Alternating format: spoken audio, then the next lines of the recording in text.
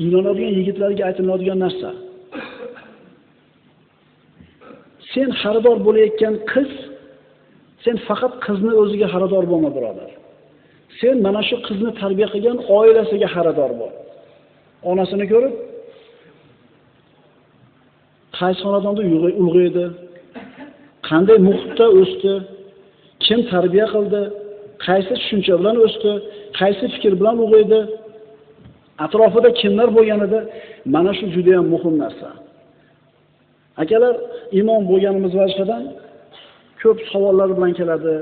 Qarab tursanglar, yaqin 10 yilda buyog'ida ajrashishlik nihoyatda ko'payib ketdi. Imom bo'lmay turib ham esharadik, lekin imom bo'lganimizdan keyin ko'proq xabardor bo'lyapmiz. Yaqin 5 yilda buyog'ida yana ham ko'payib ketdi. 6 oy, 7 oy, 1 yilga qolmay ajratib yuboryapti. Nimaga shunday bo'lyapti? Nimaga shunday bo'lyapti? Xaridor bo'lganda qudasini faqat yaxshi tomonni gapiradi. Mana qaytgan qizi, mana bo'lgan ekan, otasi mana qaytgan, faqat maqtaydi. Bilasizlar. Narigi tomon ham aytadi, o'g'il kuyov bola mana qaytgan, mana qaytgan, mana qaytgan deydi. Endi ajrashib ketgandan keyin quloq solinglar-da. Bitta ko'zini ko'rib ko'rgan, endi ajratgandan keyin ikkinchi ko'zini ochib faqat yomonini ko'radi. Ajratgani shoshilib ketyapti bolalar, qizlar. Ota-onalar yosh. Yana-chi, ozakalar, masalan, mana shu oqsoqollarimiz mashaqqat, qiyinchilikni ko'rganligi uchun bularni qizlari orozlab kelsa, oborib o'tkazib qo'yib, hayotida bo'lgan ishni aytib, sabrga chaqira olagan. Hozirgi qiz berayotganlar necha yoshda hozirda o'rtacha? Ha, shu 40 bilan 50 orasida qarasangiz, o'sha mashaqqat ko'rmaganda bular. Qiziga kuyov bola bitta qatta gapirib qo'ysa, qaynasi bitta qilib qo'ysa, shaq deb olyapti. Endi nima ko'p? Ersiz yurgan qizlar, juvonlar ko'p. Qanaqa qarab ketyapti bular? O'zlari biladi. Shuning uchun uylanadigan ukalar, ham chiroyli bo'lsa, sizlarga yoqadigan narsa. Ham boy bo'lsa, bu ham yoqadi. Ham nasl-nasabli bo'lsa, ham dindor bo'lsa, qani bunaqa qiz? Lekin birinchi o'ringa dunyosini qo'yib olmaylar. Tagi tugli odamlarning qizi ekan deydi. Bu aytishim kerak buni. Tagi tugli odamlar ekan deydi. Nima degani shu? Nima degani shu palaga toza degan? Qo'shaga? Bizchi birodarlar, biz birodarlar o'lchovni to'g'ri qo'yaylik. Metrimiz o'sha 100 sm to'g'ri bo'lsa, hayotdagi hamma hisobimiz to'g'ri chiqadi. Agar metr noto'g'ri bo'lsa, hisob chiqmagandek, tushunchalarni tuzatmagunimizcha hayotimiz farovon bo'lmaydi. Nimaga ajrashib ketyapti mana shu yangi kelin kuyovlar? Chunki o'lchov noto'g'ri edi.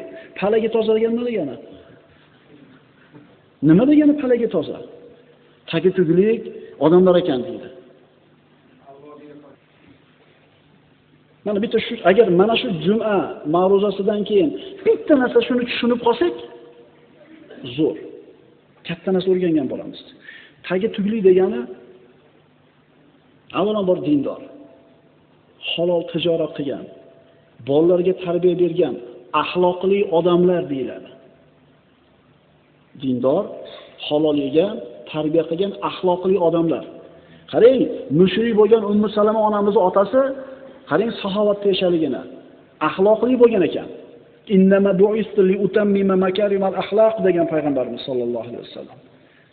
Men go'zal xulqlarni kamoliga yetkazishlik uchun yuborildim deyapti. Men kelguncha go'zal xulq yo'q edi demayapti payg'ambarimiz. Demak, bo'lgan. Shularni payg'ambarimiz mukammal, komil qilishga kelgan. Namoz o'qigan, Qur'on o'qigan, darsxona ko'rgan ukalarimizni ham jahli chiqqandagi fe'l asvollarni ko'ramiz. 3-4 so'mning ustida kelish olmay qolgan paytda axloqni ko'rsatadi qanaqaligini.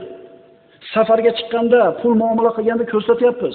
Tagi tugli degani birodarlar, avvalambor Allohni tanigan, halol tarbiya qilgan bolalarini va axloqi joyida bo'lgan odamlar.